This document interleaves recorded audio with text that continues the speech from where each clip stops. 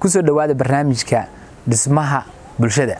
Dhismaha bulshadu waa barnaamij taxane ah oo idinka iman doona xarunta Ogaal. Xarunta Ogaal waa xarun wacyigelin iyo cilmi baarid.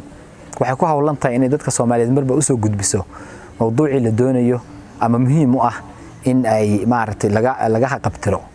Barnaamijka galabta ciwaankiisu waxa weeyaan farqiga u dhaxeeya dawladnimada iyo xukuumadda ama waxay tahay farqiga u dhaxeeya dawlad iyo xukuumad. barnaamijkaas oo faahfaahsan ayaan galabta halkan ku faaqidi doonaa. waxay kala qayb gali doona laba aqoon-yahan, Qoraasare Maxamed Nuur Shire iyo aqoon-yahan Cabdimajiid Caynte oo labaduba ka tirsan agaasimayaasha ama ka tirsan xurunta Ogaal. barnaamijka isaga oo faahfaahsan ayaan idin soo deyn doonaa goor dhow. waxaan u baahnaa inaan u fariisano oo u shaahino oo si fiican loo falanqeeyo in soo dhawaa.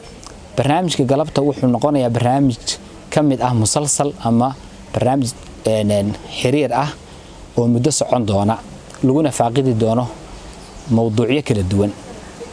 haddaba xilqadda koobaad ama barnaamijka koobaad ee galabta waxaan ku eegi doonaa mowduuc xasaasi ah oo aad iyo aad u mudan in laga hadlo.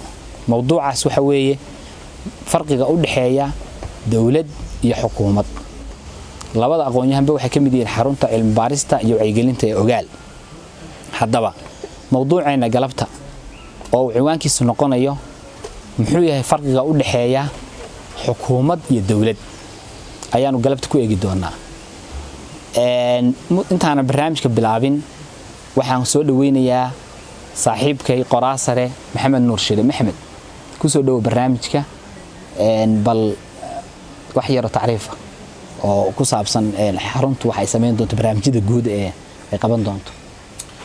Cabdullaahi waa mahadsan tahay. runtii barnaamijkan waa barnaamij aad loogu baahnaa. waxaan isleenahay meelaha ay ummaddu uga baahan tahay in laga dhiso ama wacyigeeda kor loogu qaado. runtiina dhisidda dal iyo wadooyin iyo jidad iyo dhismayaal qurux badan oo la sameeyo waxaa ka muhiimsan oo ka mudan in dadka la dhiso. marka dadka la dhiso ayaa dhismaha kalena uu fududaanaya, macno badanna ay yeelan kartaa. laakiin haddii dalka la dhiso waxyaabo kale bulshaduna aysan dhisnayn sida dhacdayba waxaa dhacaysa dadku inay dalkooda dumiyaan iyo oo gacmahooda ay ku burburiyaan.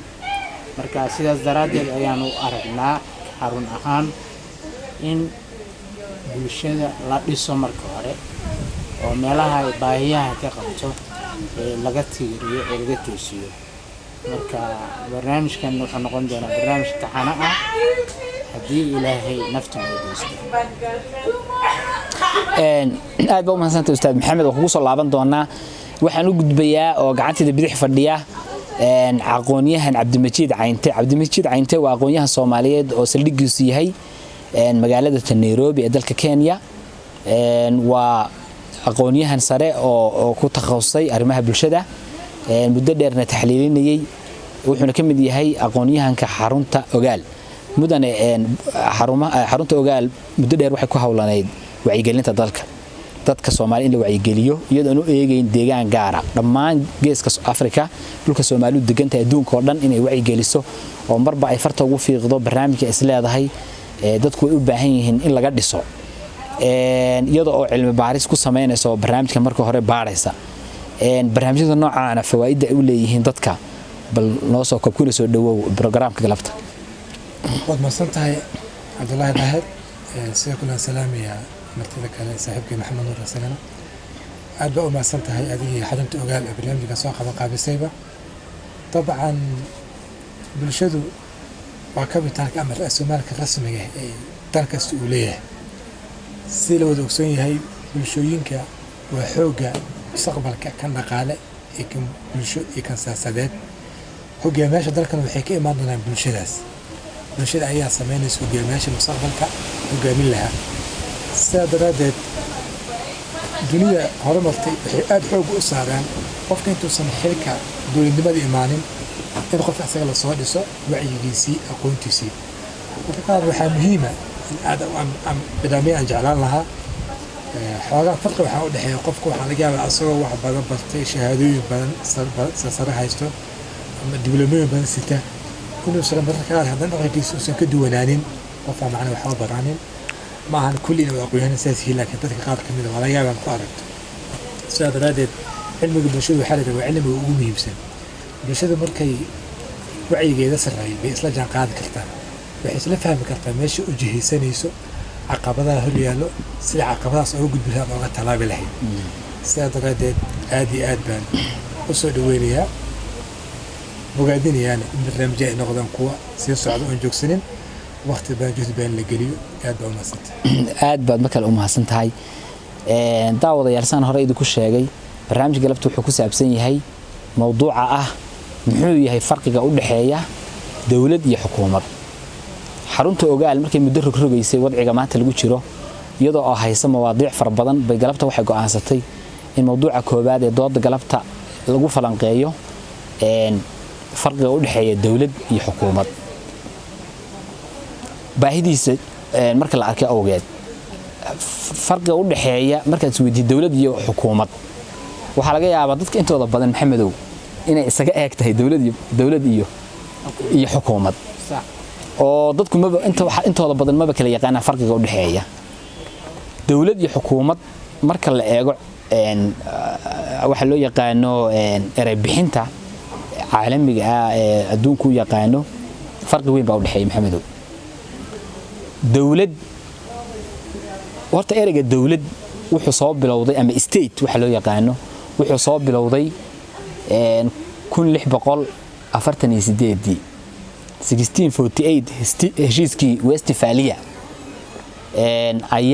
ayuu bilowday ereygaas dawlad in la sameeyo state in lagu dhawaaqo waagi hore waxaa jiri jirtay imbaradoriyado marna faafa marna baaba'a xilligii Roman Empire oo muddo dheer ilaa 30 sano dagaal ba'an uu ka dhex jiray member stateskoodii ama qaybihii kala duwanaay ay ka koobnaayeen bulshadii ay maamuli jirtay imbaradoriyadii Roman Empire dagaal far badan oo dhexdeeda ka jiray iyo dagaal kale oo muddo dheer ilaa 80 sano ah u dhaxeeyay Dutchka iyo Spain baa wuxuu kalifay inta la isku yimaado la heshiiyo bal wuxuun isku afgarto kadibna Westphalia heshiiskii ahaa waxa loo yaqaan Westphalia Treaty 1648 baa la dhisay istilaaxa loo yaqaan state xilliga laga soo bilaabo state wax la yaqaan waa state marka waxa weeyaan ama dawladdu nacam dawladdu waxa weeyaan waa wax leh afar shardi shanna waa laga dhigaa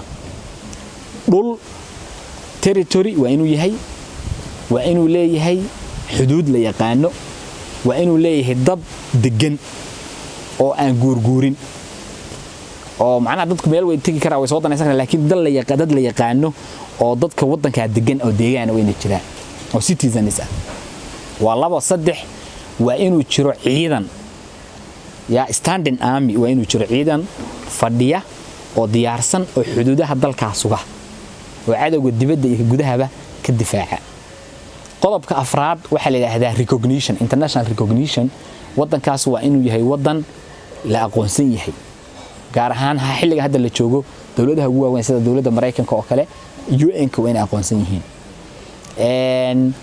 sovereignty waa inuu leeyahay oo arrimihiisa uu dalkaasi uu isagu ka arrimin karo shuruudaha waxa leh baa state loo yaqaan ama dal loo yaqaan waxa soo haray xukuumaddu waxa weeyaan saraakiil tababaran oo isku jira kuwa siyaasadeed iyo kuwa bulshada oo loogu talagalay inay daadiyaan oo meel mariyaan hawl maalmeedka dawladnimo ee maalintaas dawladdu marka waa wax isbedela waa xukuumad ama dawlad xukuumad waxa loo yaqaan waxa weeyaan waa ragga marba isbedelaya gaar ahaan dabaqada siyaasaddu ay mar walba isbedesho iyo gabdhaha naam ragga iyo gabdhaha aad ba maasantaa ragga iyo gabdhuhu dawladda ay ka kooban tahay way isbedelaan kuwa yimaada kuwa taga tusaalahan dawladda xukuumadda lafteeda qayb ka mid ah isma bedelaan sida branchiga waxa la civil service oo kale shaqaalaha rayidku inta badan waa shaqaalo leh waxa afka qalaad lagu yiraahdo security of tenure macnaha markii la magacaabo shaqadaasuu wadayaa ilaa uu dembi weyn galo oo la discipline gareeyo lama bedelo uu korayaa tababar fara badan baa loo samaynayaa dalku ka mid yahay dabaqada judiciary-ga ama laanta judiciary-ga ee dawladdu iyadan inta badan garsoorku isma bedelaan baarlamaanka iyo xukuumadda markaas branchiga loo yaqaano executive-ka oo dawladda ra'iisul wasaaraha iyo madaxweynaha wasiirada iyo groupkaas mar walba way isbedelaan oo markii time dhamaadaba kuwa kala yimaada dadku haday u arkaan kuwii hore inaysan sidii rabay wax u qaban way isbedelaan marka xukuumadda hadii la soo koobo waxay noqonaysaa dadka aqoonyahanka ah ee siyaasiyiinta ah ee gacanta xilka dawladnimada ku haya markaas ee dadka hogaaminaya way isbedelaan wayna yimaadaan wayna tagaan laakiin dalku isma bedelo